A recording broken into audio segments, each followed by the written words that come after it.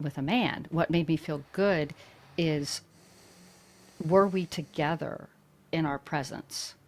Did he open himself up to me just enough so that I could feel him? Welcome to part two of my interview with Mary Knight, female desire expert and intimacy coach to men. Welcome, Mary. In part one, we talked about why men do not understand women and give up. Today, we're going to talk about presence, connection, and mutual enjoyment. For the men who have not seen the previous interview that Mary and I had, there was about a 10-minute role play in which Mary and I role played. And I was behaving differently in my own energetics as a man. And Mary could sense it Yes. instantly. And when I was not in my masculine, she was uncomfortable on eggshells, like women are most of the time around men. And when I was in my masculine, one of the examples was in my masculine non-sexual and one in my masculine sexual, and she both was able to relax. Mhm. And being in my masculine sexual did not do anything about implying consent or not consent. I was just being present, and Mary could very much feel it and then decide what she wanted to do with it. I could feel it. And even though I don't know if we'll ever meet in person, right? And of course, I'm married, so that wasn't about sex. It was just about masculinity, right? And it wasn't, and it's Exactly. just embodying that. And I could feel that. And as a woman, it felt good for me to be in the presence of that. It just felt good. I felt safe. I felt relaxed. I was like, oh, there's a man around.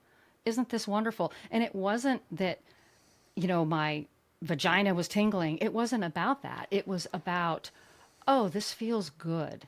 I feel safe.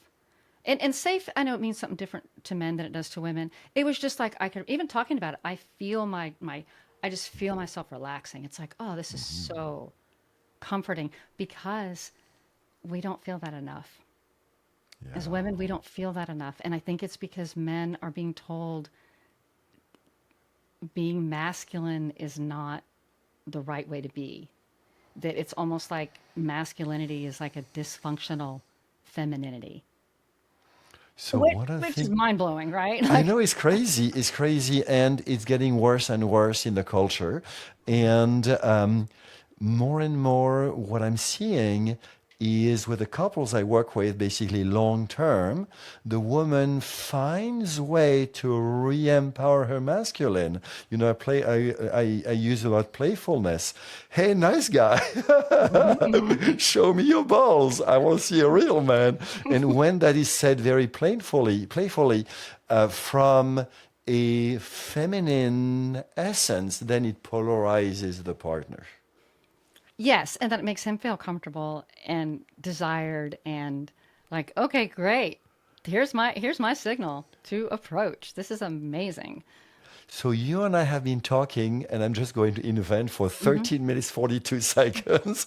It does not matter. But we have not talked about technique. We haven't even thought about technique. We strictly talked about presence, Hmm. empowerment, and learning to honor each other in the polarity.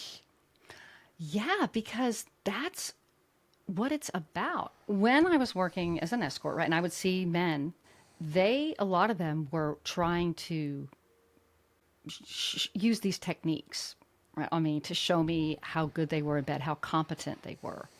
And I remember thinking that was not what made me feel good about being with a man. What made me feel good is, were we together in our presence?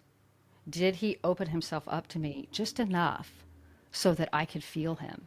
And it made me, even as a paid companion, open up just a little bit to meet him there. And Okay. that's what made sex really great. It wasn't technique. Now, of course, if you're terrible, that can be distracting. But So it's not about the technique. That's what we're trying to say here, right? So I'm fully in line with you. And most men are so attached to action and technique that I don't think they can fully hear what you and I just said. So, does technique help? Technique does help.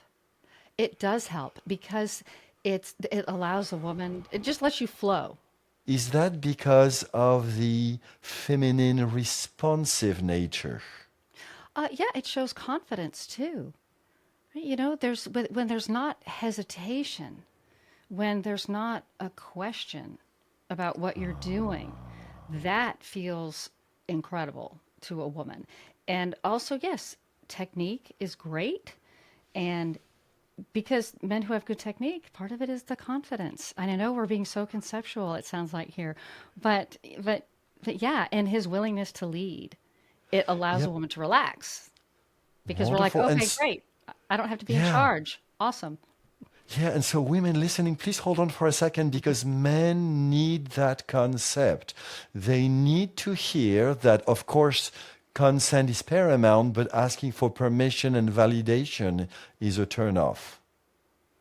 Yes, asking for permission is a huge turnoff because then we're wondering, oh, I thought you were the man. I thought you were leading. Because asking for permission is not leading. So what if she says no? You offer something, she says no. And so, of course, you learn to not collapse. But what's next? Oh, for a man, when you say, well, yeah, if she's saying, oh, you know, I have a headache or I'm just too full, and y'all can laugh about it.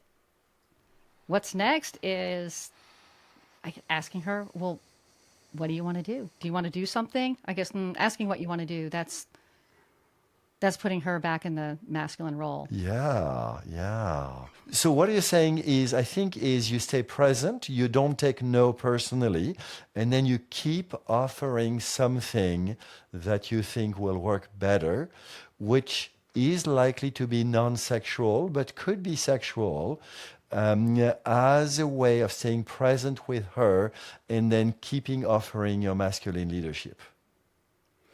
Yes, that's a great answer. That's a great answer because you know, I'm just trying to think of an example, you know, a personal example with me. It would be like, yeah, I overate. And so my husband's like, okay, great. Well, how about let's go upstairs, let's lay down. Let me go dim the lights and I'll put on whatever show and we can just lay up there and I'll make some tea and we can just lay in bed and hang out and watch a movie. I was like, great. That's a fantastic solution. And we're close together. And then, yeah, give me a chance to digest some food and then we'll see what happens, right? You know? That's fantastic. So basically, he remained present. He listened to you, without taking no for, personally, and then offered something else. Yes, yes. And don't you Okay. think it depends on the kind of no you get? Like my no was a soft no and it was a practical no. My hunch is that with your husband, you likely learn to say softer no's. Well, yeah, and it's always and I will say it's a practical. For me, it's there's always a practical reason why I'm saying no. It's not because I'm in a bad mood or I had a bad day or because I'm angry with him about something. It's because I overate or I had a headache or I was rushing around all day long and I'm just not in the headspace. And I'm like, I'm going to You go know, take a bath. I'll be back. You know, well, that's yeah. that kind of thing. It's not that I don't Well, want him. It's I don't want him in that moment because my body's not ready. I can feel my body is like, no. I just beginning to read Emily Nagoski's last book, and she's the one who wrote the wonderful "Come as You Come as you Are." are. Yeah. Wonderful. Anybody, please read that Mhm. book. It is very much one of the very few books to read about sexuality. And basically, she says the key to maintaining a good, or there are three keys to maintaining a good sex life. One of them is to build a friendship. The second is to both value sex and then to plan how do we improve and create good sex. So it was wonderful to see you, and in your, my feeling you was that you and your husband have lots of love for each other. You both enjoy sex. That's not the question. And it's just that there are moments it's a no.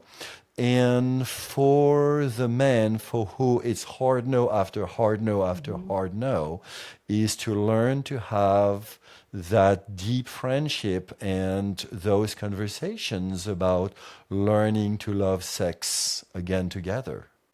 Yes, and I don't know your thoughts on this, but I believe very firmly that a lack of sex is a symptom of other things going on in the relationship. This lack of sex isn't the core problem.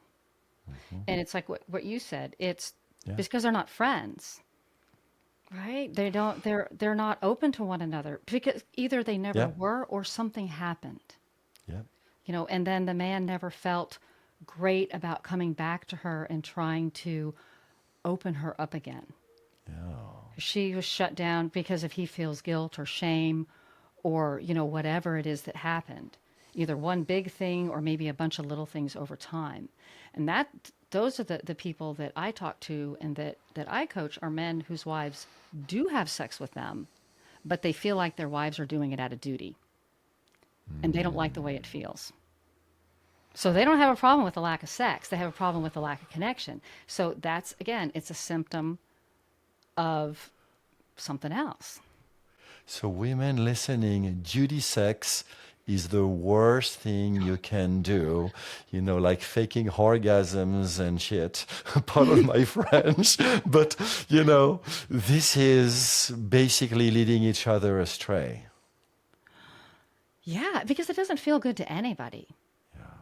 Like giving yourself, because at that point, they're not surrendering. That's not a surrender to the masculine. I look at it as they're submitting.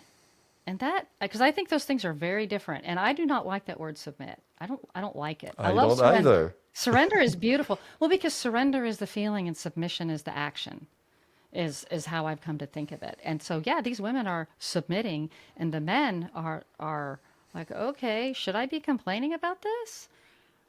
What's wrong with me? My wife has sex with me twice a week. We've been married for 30 years, and it's not good enough for me. So, yes, Yeah. please complain. I'm not I sure know, complain right? is Come the right on. word, but please speak up Right. and have a conversation about it. And what Yeah. would good sex be like, and how the two of you show up, and what the two of you do, on by yourself to get there, and what practices do the two of you create to basically practice good sex. Well, I think also they don't know what they have the right to deserve. Again, because it's become a concept. Sex is not an embodied experience for them. And so they make it, and they're arguing with themselves, well, do I have the right to desire this? Is it okay for me to have this desire?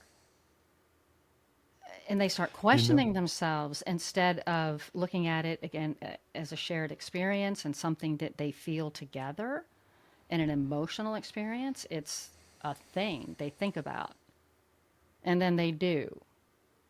And so it doesn't feel good to them. And it's because men are just supposed to want to do it, right? Hey, do it and shut up. You should be happy. Your wife's having sex with you, and that's a tough one for some men. They're like, "Whoa, what's wrong with me? Why isn't this good enough?" And their wives are, and they don't even talk to their wives about it. Part 3 of my interview with Mary is also very juicy. Please hit the like button below, subscribe, and hit the bell so you can be notified when I publish it. In the interim, here are part 1 and part 2, and here are 2 videos that Mary and I made to help men better understand what women want in the bedroom. Enjoy.